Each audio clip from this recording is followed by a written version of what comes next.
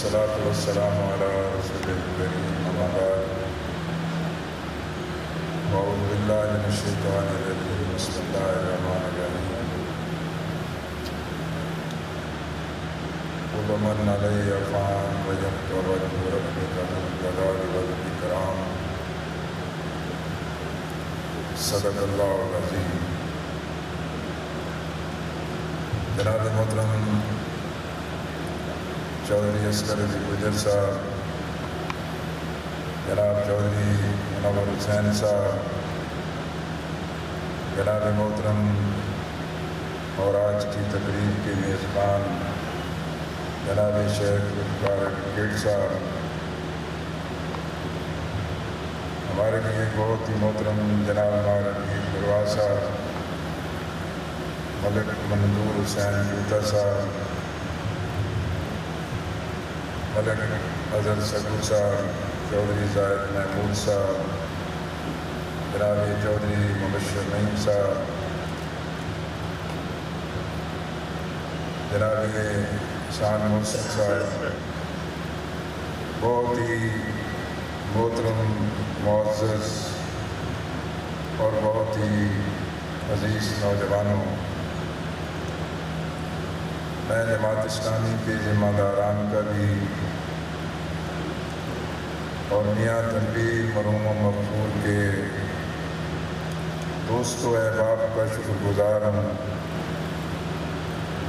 جنہوں نے ایک بہت ہی بامقصد اور اللہ کی رضا کی خاطر اپنے ایک مرحوم دوست کے لیے اجتماعی دعا اور مغفرت کی دعا کے لیے اس تقریب کا اہتمام کیا ہے۔ کل نفس ذائقۃ الموت، ہر جیو نے موت کا مزہ چکھنا ہے۔ ہماری دعا ہے کہ اللہ تعالیٰ میاں تنویر مرحوم کی مغفرت کر دے، درجات بلند کر دے اور ان کی قبر کو فراغ کر دے، ان کی تمام منازل کو آسان کر دے، ان کی تمام خدمات کو ان کی بخشش کا ذریعہ بنا دے۔ حقیقت یہ ہے کہ میاں تنویر کی موت اور اس دنیا سے رخصت ہو جانا یہ محض ایک گھر، خاندان یا ان کی اولاد کا نہیں، بلکہ یہ پوری جماعت اسلامی کا اور سماجی سطح پر ایک معاشرتی حوالے سے سب کا ایک مشترکہ نقصان اور سب کا یہ ایک مشترکہ صدمہ ہے۔ موت جو ہے وہ اٹل حقیقت ہے، کسی بھی دوست اور عزیز کا رخصت ہو جانا یہ بھی قدرت کا ایک اٹل فیصلہ ہے، لیکن صدمہ اور رخصت ہو جانے والے کے ساتھ تعلق کی بنیاد پر غم ایک فطری بات ہے، لیکن ہمیں یقین ہے کہ انشاءاللہ میاں تنویر کے ساتھ اب اس دنیا میں نہیں، جنت میں انشاءاللہ ضرور ملاقات ہوگی۔ میرے عزیزوں اور میرے بھائیوں، میاں تنویر کے ساتھ، اس خاندان کے ساتھ میرا ایک طویل مدت سے تعلق ہے۔ میرا اپنا مظفر گڑھ سے تعلق اور اس وقت یہ ایک ہی ضلع تھا،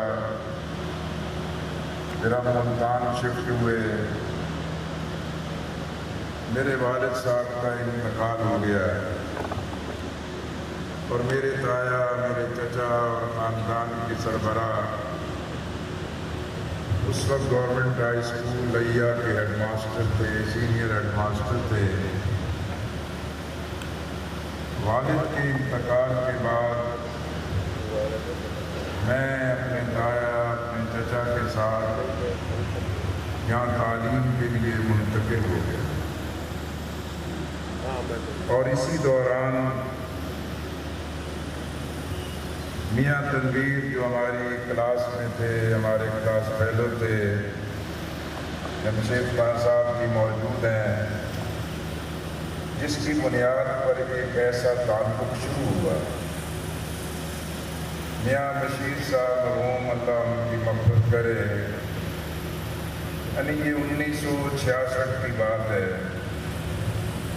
اس وقت بھی میاں بشیر صاحب مولانا سید ابو الاعلیٰ مودودی رحمۃ اللہ علیہ کے ساتھ تعلق کی بنیاد پر ایک بڑا گھر، ایک بڑا مرکز، اور پھر ان کے گھر میں سب کا آنا جانا، بیٹھنا اٹھنا، ایک بڑا ہی ایک گہرا تعلق تھا۔ پھر اسی طرح اسی لیا سے منظور خان لاشاری، اللہ ان کی مغفرت کرے، وہ بھی اسی گھر میں ہی اور اسی جگہ پر ہی ان کا ایک طویل مدت سے گہرا تعلق تھا۔ کیوں میاں تنویر کے ساتھ بھی اور باقی احباب کے ساتھ بھی مسلسل ایک دوستی کا تعلق بڑھتا چلا۔ پھر وہ ایک کلاس فیلو بھی تھے، اپنی خوشگوار اور اپنی متحرک طبیعت کی وجہ سے ان سے ایک دوستی اور ایک انسیت اور ایک تعلق پیدا ہوا۔ پھر فٹ بال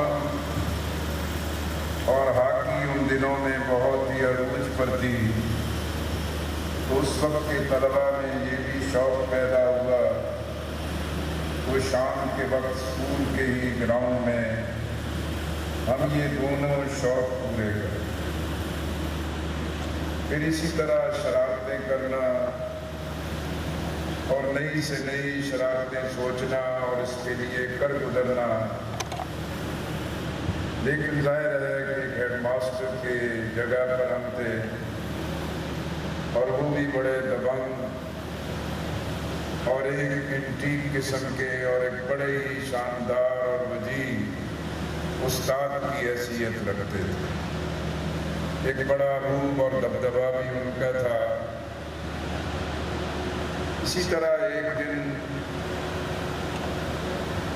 ہمارے تایا چچا وہ مظفر گڑھ گئے،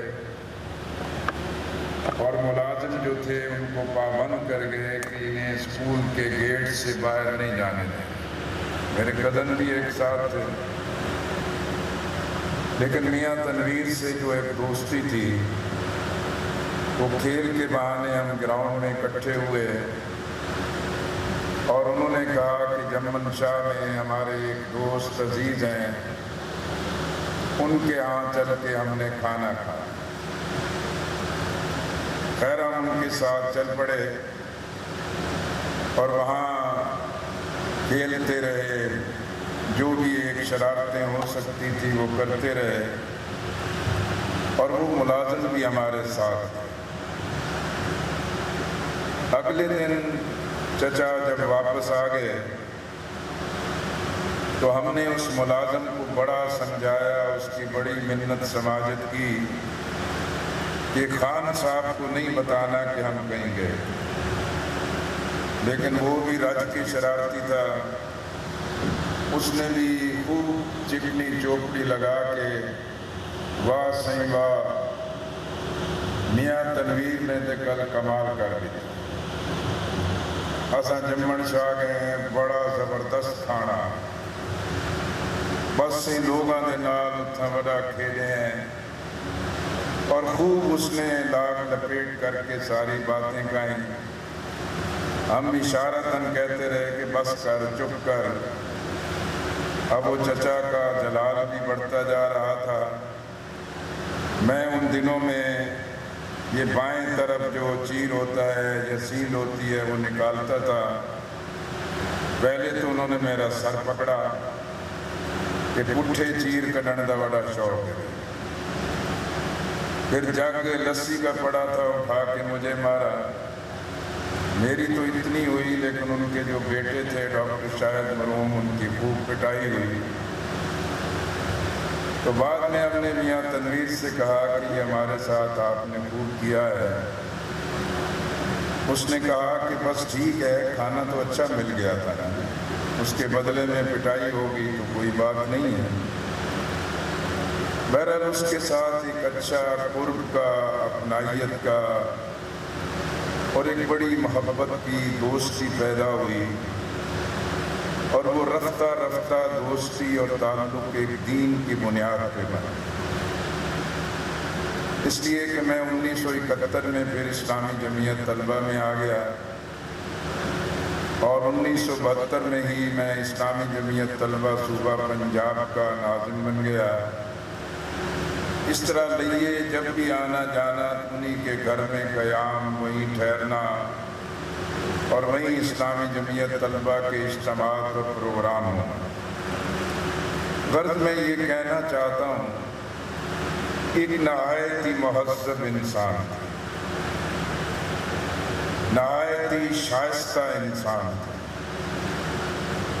اور دوسرے کی عزت نفس کا لحاظ رکھنا یہ ان کے اندر ایک سرش تھی. پھر ان کو دین سے تعلق بھی خاندان سے ملا. پھر گھر کے اندر جو مہمان نوازی کا ایک بڑا مستحکم کلچر اور ثقافت تھی, یہ بھی مہمان نوازی ان کو وراثت میں اپنے والد مرحوم سے ملی.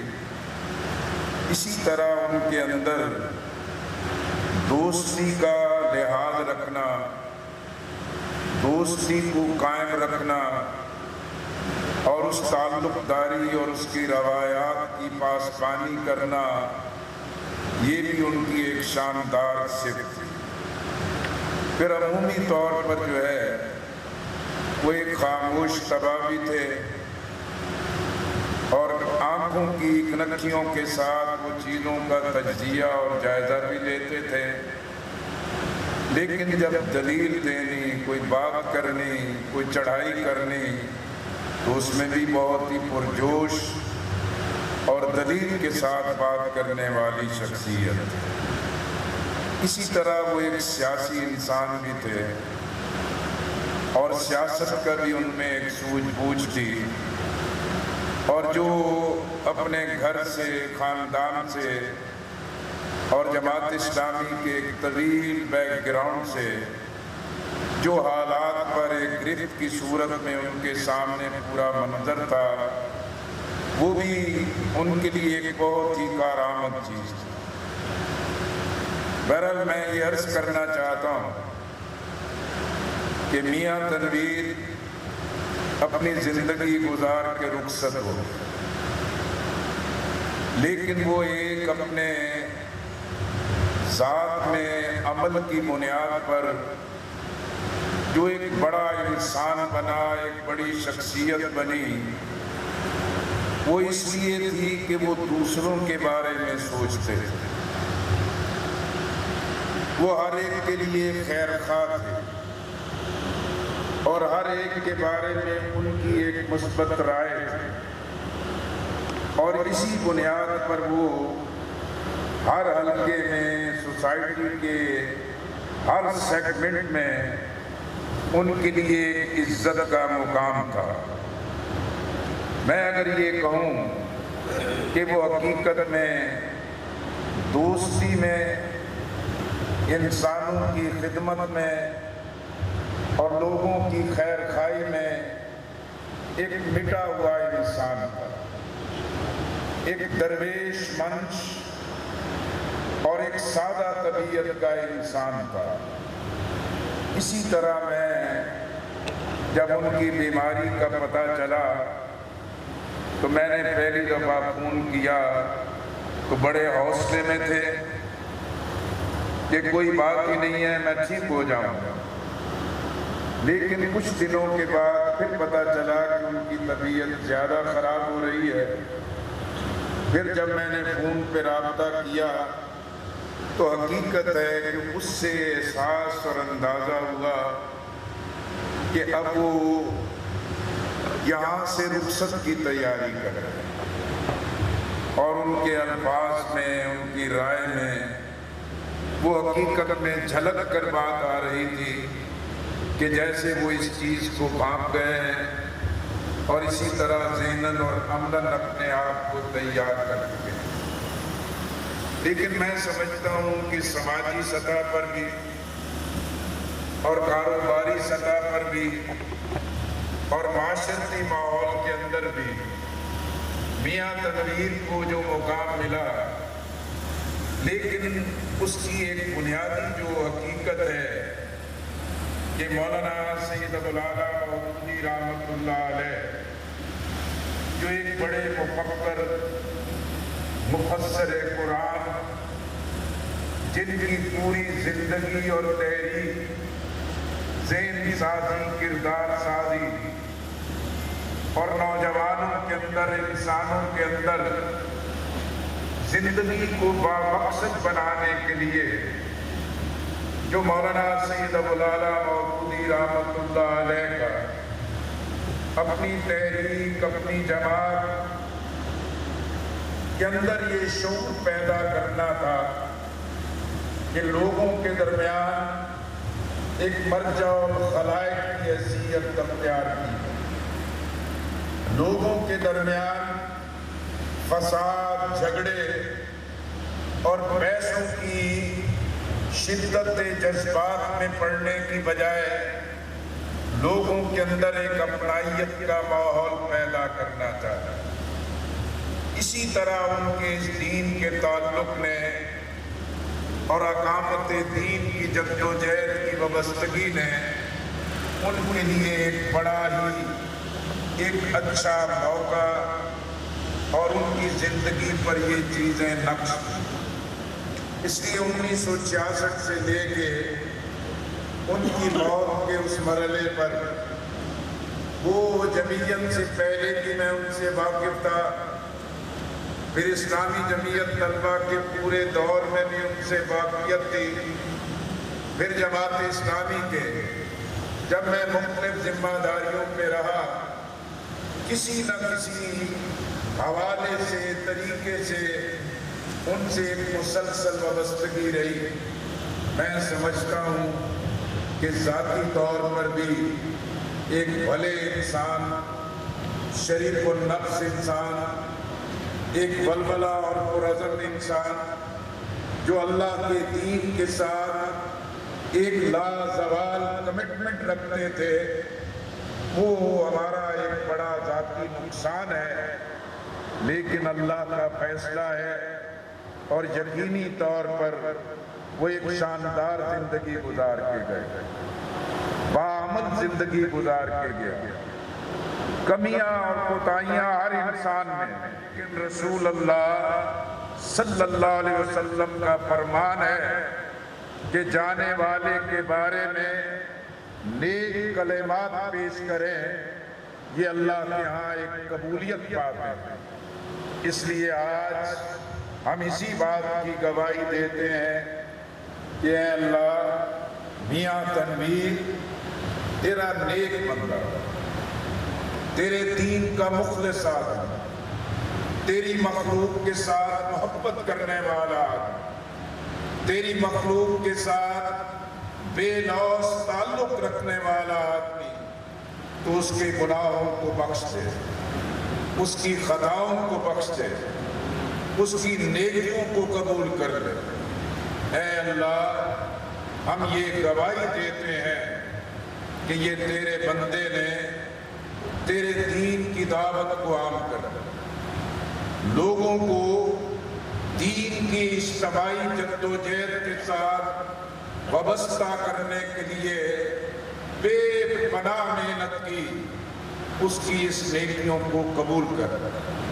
میں یہ بھی عرض کرنا چاہتا ہوں کہ میاں تنویر مرحوم کی شناخت اس شہر میں ایک سماجی کارکن کی بھی تھی، ایک دینی کارکن کی بھی تھی، اور جماعت اسلامی کی ذمہ داریوں کی وجہ سے ان کا جو ایک قد کاٹ تھا، شخصیت، وہ اپنے اندر ایک دینی پیغام اور ایک سیاسی اہمیت بھی رکھتی تھی، اور میں سمجھتا ہوں ان کا مشن تھا کہ اللہ کا دین غالب، یہ پاکستان ایک مثالی اسلامی ریاست بنے۔ ان کی پوری زندگی کا مشن تھا کہ یہ پاکستان اپنے اس آزادی کے وجود کے ساتھ پوری دنیا کے اندر غلبہ دین کی پہچان کے ساتھ اپنا ایک مقام پیدا کرے۔ اسی لیے میں سمجھتا ہوں آج کے حالات میں چند گزارشات میں یہ بھی پیش کرنا چاہتا ہوں کہ اس وقت ملک ایک بڑے طے در طے بحرانوں سے دوچار ہے۔ ہر آنے والا دن اس بحران کو گہرا کرتا چلا جا رہا ہے، اس لیے کہ ہم دیکھیں کہ یہ پاکستان اسلام کے لیے، کلمے کے لیے اور قرآن و سنت کی روشنی میں ایک عدل و انصاف کے نظام کے لیے قائم کیا گیا، لیکن اس ملک میں مادر پدر آزاد طبقے نے، لادینیت کے پرچارک طبقے نے، اعلانیہ سیکولرزم کا پرچار کرنے والوں نے اپنے مفادات، بے اصول، بے مقصد سیاست اور طرز حکمرانی کی وجہ سے اس پورے ملک کے لیے بڑے نقصانات کھڑے کر دیے، اور حقیقت یہ ہے کہ اسلام سے خوف اور اسلام کی تصویر کو بگاڑ کے پیش کرنا یہ ایک ایسا جرم ہے کہ جس میں پاکستان کے اندر بے شمار تقسیم پیدا کر دی گئی۔ ہماری وحدت اور یکجہتی اللہ کا دین ہے اور قرآن و سنت ہی ہے۔ اسی طرح میں سمجھتا ہوں کہ اس ملک کے اندر آج یہ جو اسٹیبلشمنٹ کی حکمرانی، یہ جو سیاست کے محاذ پہ سوالات کھڑے ہو چکے ہیں کہ اس ملک میں حکمرانی کا حق کس کو ہے۔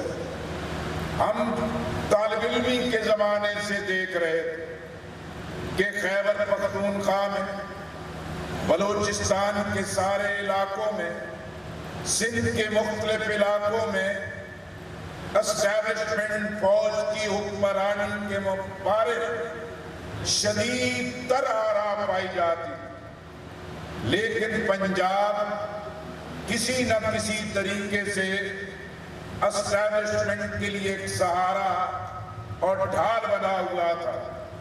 لیکن آج پنجاب کے شہروں، قصبوں، ہر جگہ جہاں بھی بحث ہے، وہ اسٹیبلشمنٹ کے کردار، پاکستان کے سیاسی جمہوری حالات اور مستقبل کے بارے میں یہ پوری شدت کے ساتھ سوالات کھڑے ہو گئے۔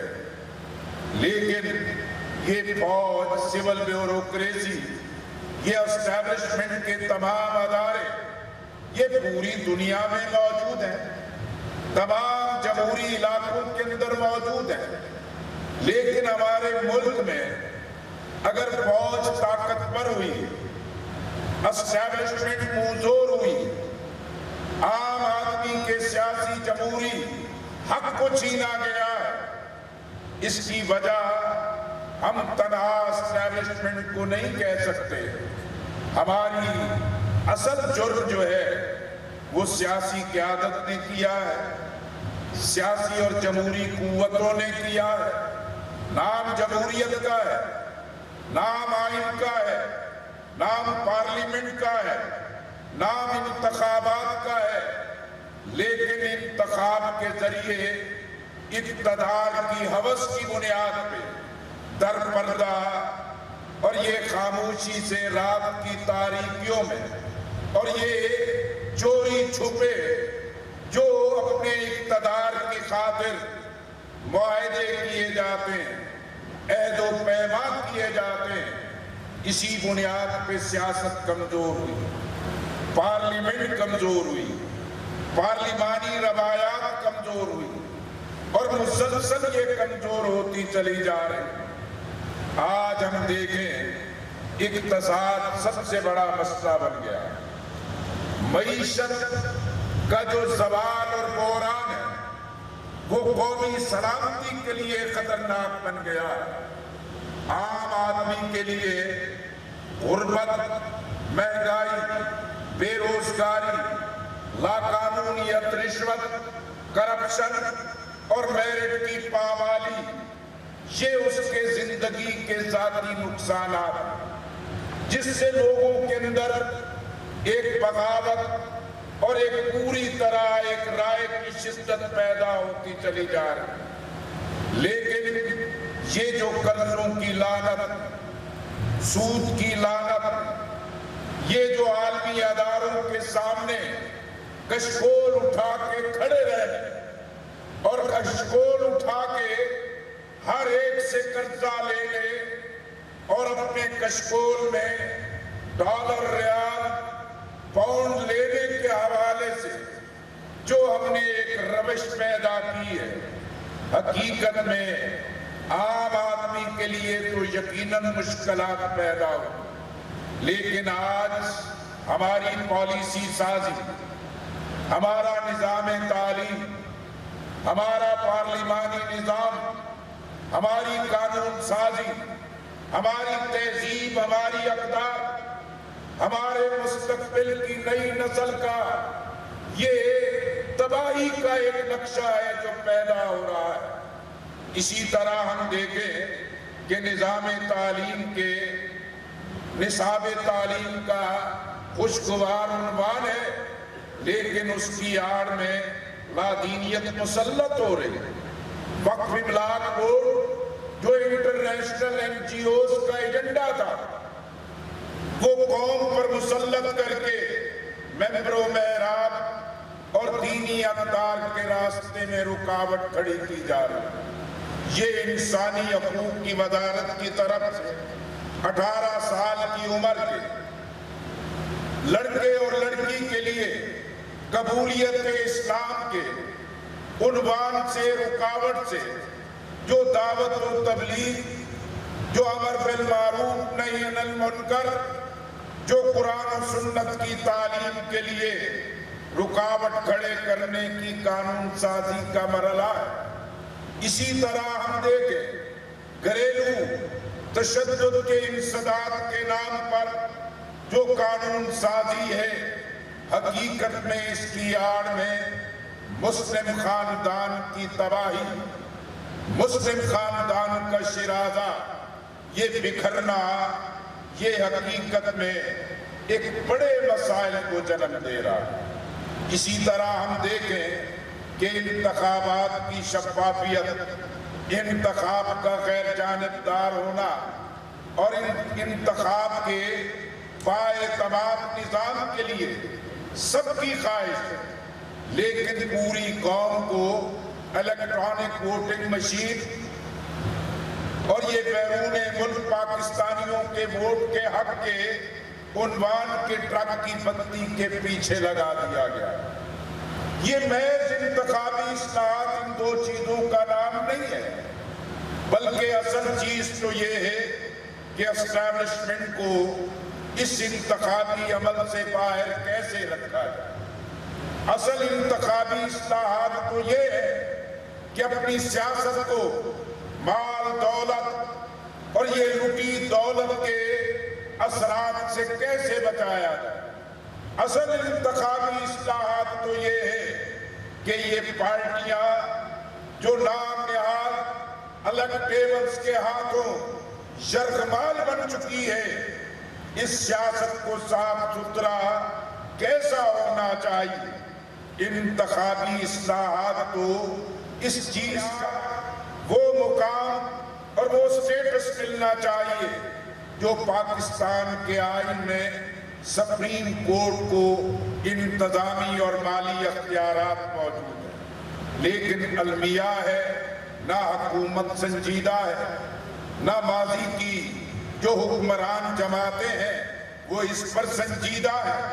ان سب کی سرشت میں جو ایک غیر شفاف انتخابات بیٹھے ہیں، اسی لیے آج میں سمجھتا ہوں اسٹیبلشمنٹ ایک شفاف انتخاب جمہوری قوتوں کی جھولی میں نہیں ڈالیں، یہ جمہوری قوتوں کو، سیاسی قوتوں کو اپنا ایک رول اور کردار واضح کرنا ہو۔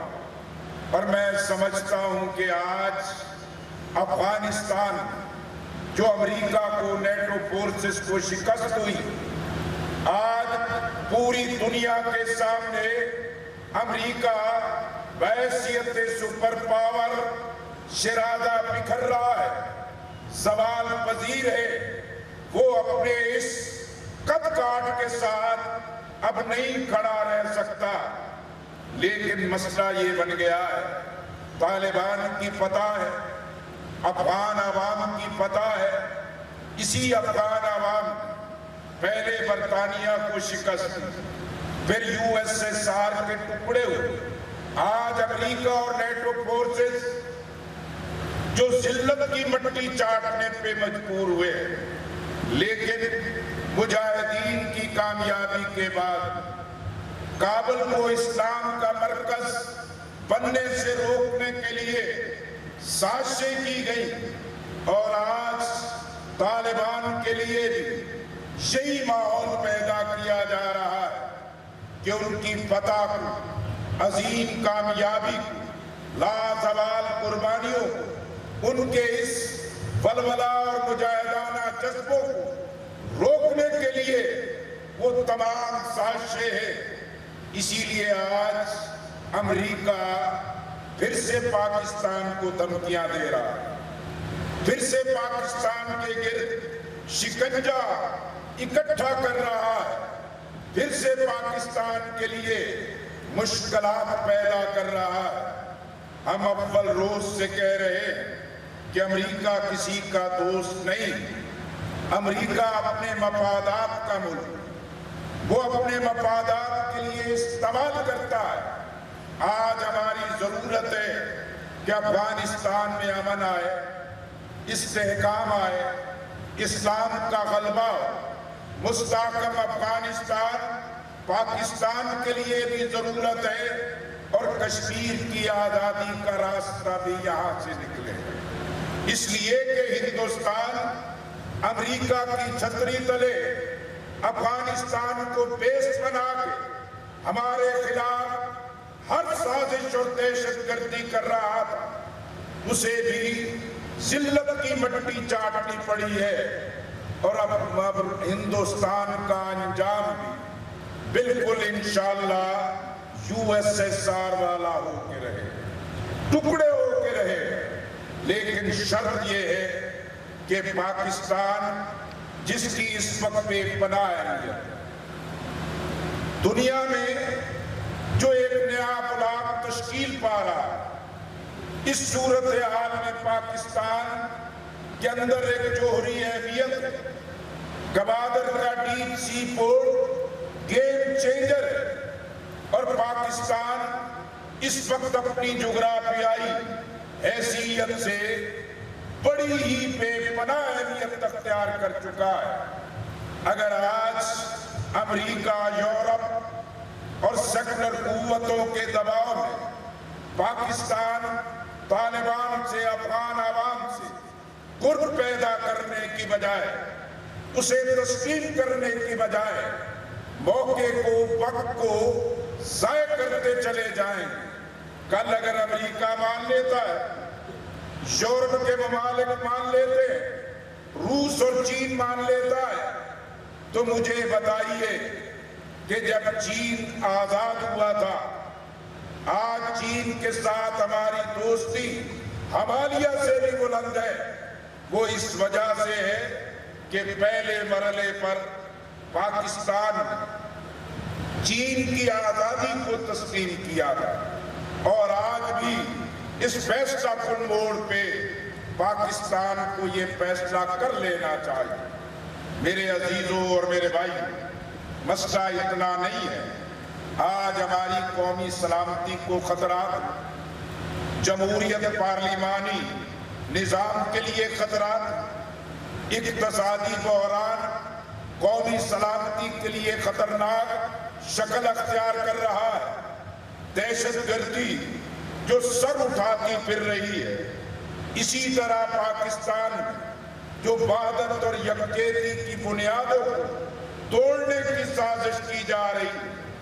میں سمجھتا ہوں ایک سیاسی کارکن کی حیثیت سے کہ یہ وقت ہے کہ قومی ترجیحات پہ ساری حکومت بھی، ریاستی ادارے، جمہوری قوتیں، سول سوسائٹی اور تمام سٹیک ہولڈرز کو نیشنل پرائرٹیز پر اکٹھا ہونا چاہیے، اور اس سے ایک لائن کراس کر کھینچ دینی چاہیے کہ اس لائن کو نہ فوج کراس کرے، نہ حکومت کراس کرے، نہ اپوزیشن کراس کرے، نہ ہی قوم کے کسی طبقے کو قومی ترجیحات سے انحراف کی اجازت دی جائے۔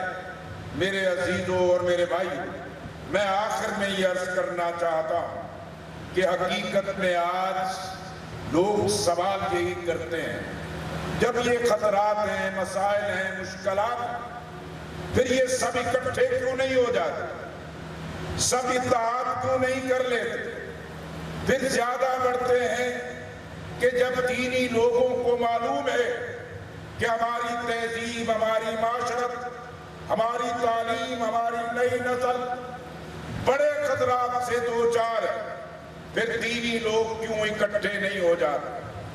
میں ماضی کے تجربات کی روشنی میں کہنا چاہتا ہوں، ہمارے ملک میں اتحادوں کی سیاست نے ایک بڑا نام پیدا کیا، بڑا مقام پیدا ہوا، ساری جماعتوں کو اس کے فوائد بھی ہوئے، لیکن بدقسمتی سے ہر اتحاد کے پارٹنر نے ایک دوسرے سے دھوکہ کیا، جس کی وجہ سے ہماری سیاست پر، اس کے ماتھے پر مفادات کا لیبل لگا ہوا، اور اسی سیاست کے ذریعے اس کو کرپٹ کیا گیا۔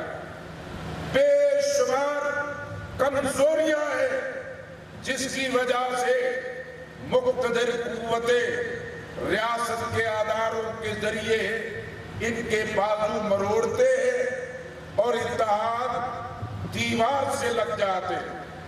بلا شبہ دینی جماعتوں کا اتحاد ایک اہمیت رکھتا ہے، اس میں ایک وزن ہے، لیکن یہ بھی حقیقت دیوار پر لکھی ہے۔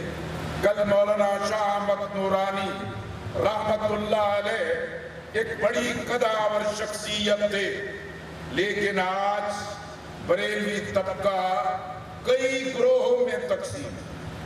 مولانا فضل الرحمان صاحب دیوبند مکتب فکر کے ایک بڑے رہنما ہے، لیکن آپ نے دیکھا وفاق المدارس کے حوالے سے دیوبند مکتب فکر کے اندر کیا سے کیا کھیل کھیل دیا گیا۔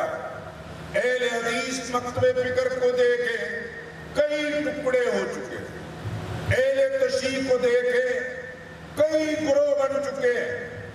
اگر کوئی اکٹھے بھی ہو جائے، دوسرا گروہ ایسی ٹانگ کھینچتا ہے، ایسی کمر میں چھرا مارتا ہے کہ دینی جماعتوں کا اتحاد وہ اپنا مقام نہ پیدا کر پا رہا ہے، نہ اس کو تسلیم کیا جا رہا۔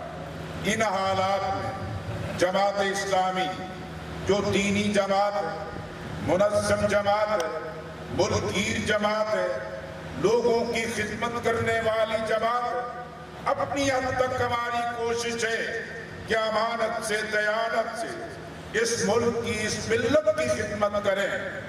اسی لیے جماعت اسلامی نے اسی چیز کو طے کیا ہے کہ ہم اپنے پیغام، ہم اپنے بیانیے اسلامی پاکستان، خوشحال پاکستان بنا سکتا ہے۔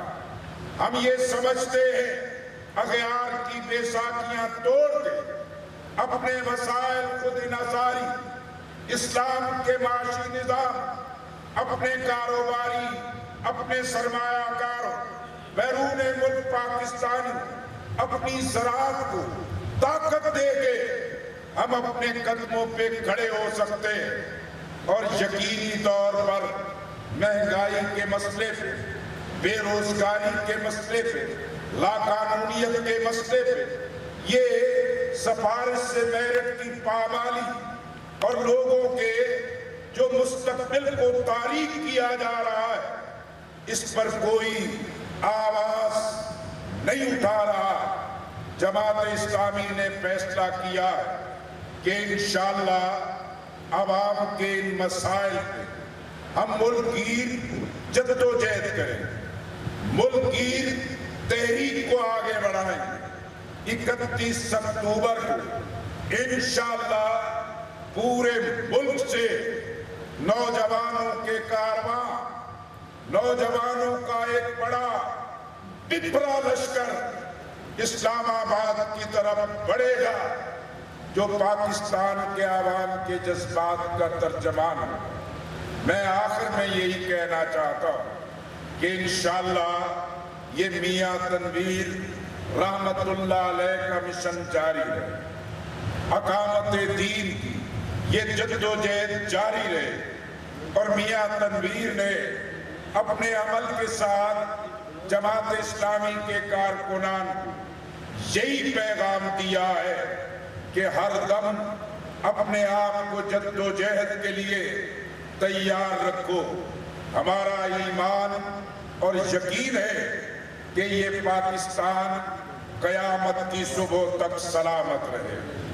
ہمارا ایمان اور یقین ہے کہ اللہ کے دین کا غلبہ اس ملک کا مقدر ہے، اور یہ طویل جدوجہد انشاءاللہ کامیابی کا رنگ لائے گی، اور یہ قربانیاں رائے گاہ نہیں جائے گی۔ اللہ کریم میاں تنویر کی مغفرت کر دے، اور ہم سب کو اس کے شاندار کردار کی روشنی میں با مقصد زندگی اختیار کرنے کی توفیق ہو جائے۔ وآخر الدعوانا ان الحمدللہ رب العالمین۔ قل اعوذ برب الفلق من شر ما خلق ومن شر غاسق اذا وقب ومن شر النفاثات في العقد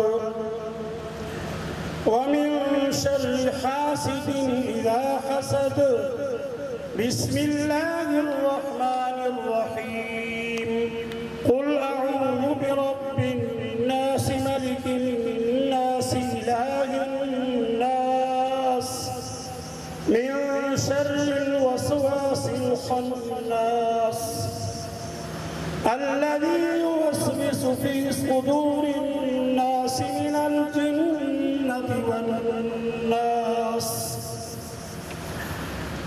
بسم اللہ الرحمن الرحیم۔ الحمد للہ رب العالمین، الرحمن الرحیم، مالک یوم الدین، ایاک نعبد و ایاک نستعین، اہدنا الصراط المستقیم، صراط الذین انعمت علیہم غیر المغضوب علیہم ولا الضالین۔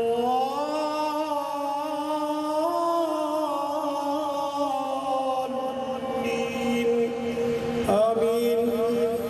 بسم اللہ الرحمن الرحیم۔ الف لام میم۔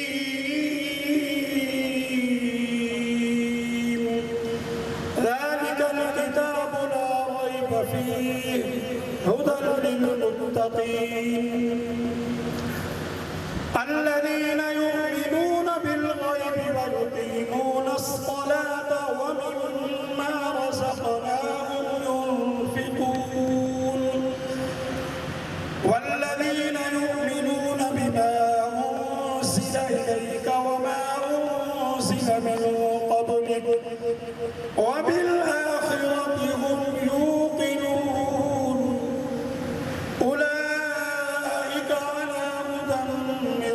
ربهم وأولئك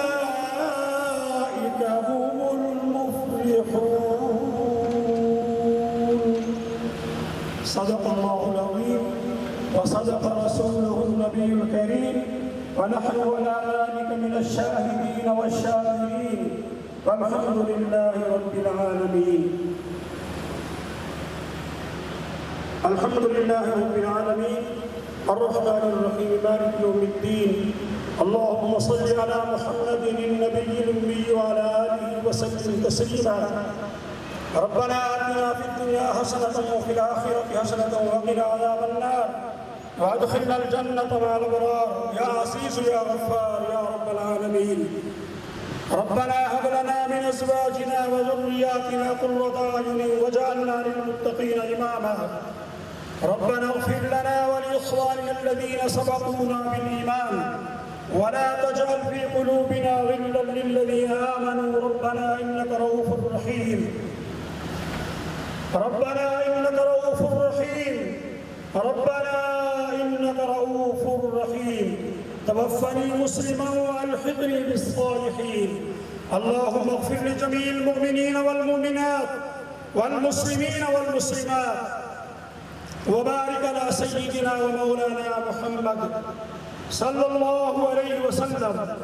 اللهم اغفر لنا قبل الموت، وارحمنا عند الموت، ولا تعذبنا بعد الموت. اللهم إنا نسألك الراحة عند الموت، والعفو عند الحساب، والعفو عند الحساب، والعفو عند الحساب. ربنا لا تؤاخذنا إن نسينا واخطأنا. ربنا ولا تحمل علينا إصرا كما حملته على الذين من قبلنا. ربنا ولا تحملنا ما لا طاقة لنا به، واعف عنا واغفر لنا وارحمنا. أنت مولانا فانصرنا على القوم الكافرين. فانصرنا على القوم الكافرين. فانصرنا على القوم الكافرين. اللهم اهدنا فيمن هديت، وعافنا فيمن عافيت، وتولنا فيمن توليت، وبارك لنا فيما أعطيت، وقنا شر ما قضيت، فإنك تقضي ولا يقضى عليك، إنه لا يذل من وليت ولا يعز من عاديت، تباركت ربنا وتعاليت. نستغفرك ونتوب إليك. سبحانك اللهم وبحمدك نشهد أن لا إله إلا أنت أستغفرك ونتوب إليك. اللهم أحسن عاقبتنا في الأمور كلها، وأجرنا من خزي الدنيا وعذاب الآخرة. اللهم إنا على ذكرك وشكرك وحسن عبادتك. لا إله إلا أنت سبحانك إني كنت من الظالمين. جزا الله عنا سيدنا ومولانا محمد. سبحان الله وبحمده عدد خلقه ورضا نفسه وزنة عرشه ومداد كلماته. يا رب صل وسلم دائما أبدا على حبيبك خير الخلق كلهم، هو الحبيب الذي ترجى شفاعته لكل هول من الآوان مقتحم. ربنا تقبل منا إنك أنت السميع العليم، وتب علينا إنك أنت التواب الرحيم. سبحان ربك رب العزة عما يصفون، وسلام على المرسلين، والحمد لله رب العالمين أجمعين. آمين آمين آمين برحمتك يا رب.